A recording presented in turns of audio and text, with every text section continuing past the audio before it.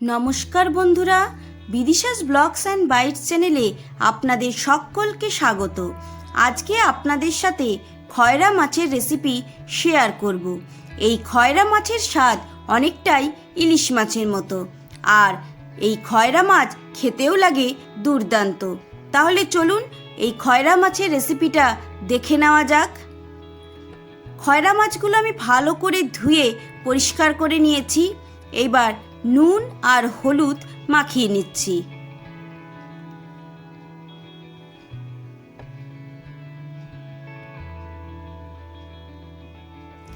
মাছ ভাজার জন্য কড়াই বসিয়ে দিয়েছি। দিয়ে দিলাম 3 চামচ মতো সর্ষের তেল। তেলটা ভালো করে গরম করে নিয়ে একে একে মাছগুলো দিয়ে দেবো।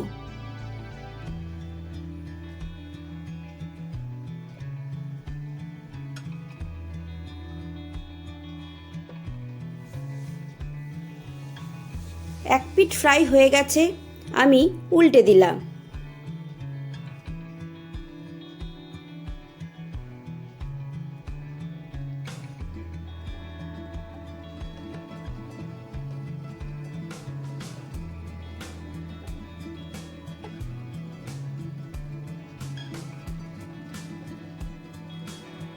দু পিঠই ভালো করে ফ্রাই করে নিয়েছি। এইবার মাছগুলো আমি তুলে নিচ্ছি। একইভাবে আমি বাকি মাছগুলোও ফ্রাই করে নেব।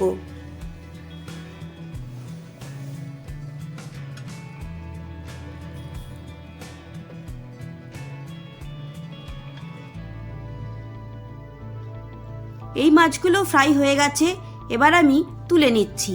দেখুন, আমি 3 চামচ সর্ষের তেল দিয়েছিলাম। মাছ থেকে কতটা পরিমাণ তেল বেরিয়েছে, একদমই ইলিশ মাছের মতো। আমি এখান থেকে কিছুটা তেল সরিয়ে রাখবো, পরে ব্যবহার করব। দেখুন, আমি অনেকটা তেল তুলে রেখেছি। এবার এই অল্প তেলের মধ্যে লম্বা করে কেটে রাখা বেগুনগুলো দিয়ে দিলাম। অল্প নুন দিয়ে বেগুনগুলো আমি ভালো করে ফ্রাই করে নেব।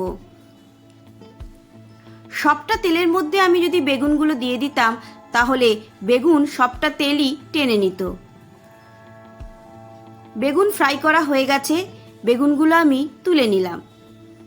এইবার বাকি তেলটা আমি কড়াইতে দিয়ে দেবো, যেই তেলটা আমি তুলে রেখেছিলাম।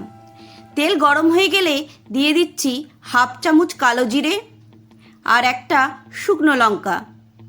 ফোড়নটা একটুখানি নাড়াচাড়া করে নিয়ে দিয়ে দেবো একটা পেঁয়াজ বাটা। পেঁয়াজটা একটু ভালো করে ফ্রাই করে নেব।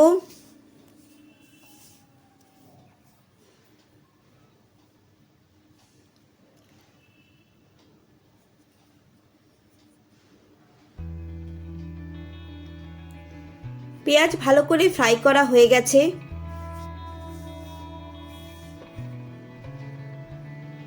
এইবার দিয়ে দিলাম 1/2 চামচ হলুদ গুঁড়ো আর 1/2 চামচ লাল লঙ্কার গুঁড়ো। দিয়ে দিলাম পরিমাণ মতো নুন। এইবার অল্প জল দিয়ে মশলাটা আমি ভালো করে কষিয়ে নেব।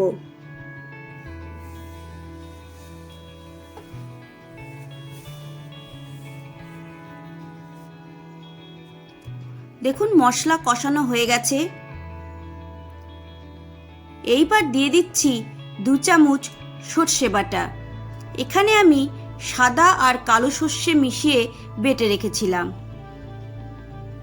1 মিনিট মতো আমি একটু ভালো করে ফ্রাই করে নেব।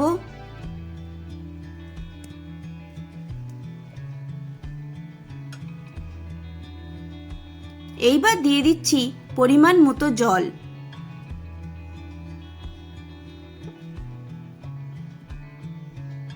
দেখুন, ঝোল ফুটে গেছে। এইবার ভেজে রাখা মাছগুলো অ্যাড করে দেবো। মাছের সাথে সাথে ভেজে রাখা বেগুনটাও দিয়ে দেবো।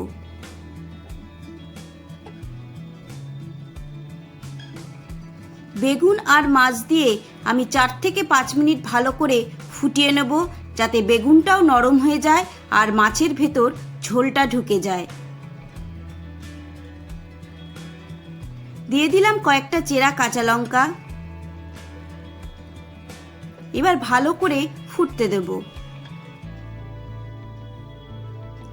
দিয়ে দিচ্ছি কিছুটা ধনেপাতা কুচি। দেখুন, খয়রা মাছের ঝাল বা ঝোল আমাদের একদম রেডি হয়ে গেছে। অবশ্যই এই পদ্ধতিতে একবার খয়রা মাছ বাড়িতে ট্রাই করবেন, দেখবেন এর স্বাদ ইলিশ মাছকেও হার মানাবে। তাহলে বন্ধুরা, রেসিপিটা আপনাদের কেমন লাগলো অবশ্যই আমাকে কমেন্ট করে জানাবেন। ভালো লেগে থাকলে একটা লাইক করবেন, বন্ধু ফ্যামিলি মেম্বারদের সাথে শেয়ার করবেন। আবারও আপনাদের সাথে দেখা হবে নতুন রান্নার একটা রেসিপি নিয়ে। সবাই ভালো থাকবেন, সুস্থ থাকবেন। ধন্যবাদ।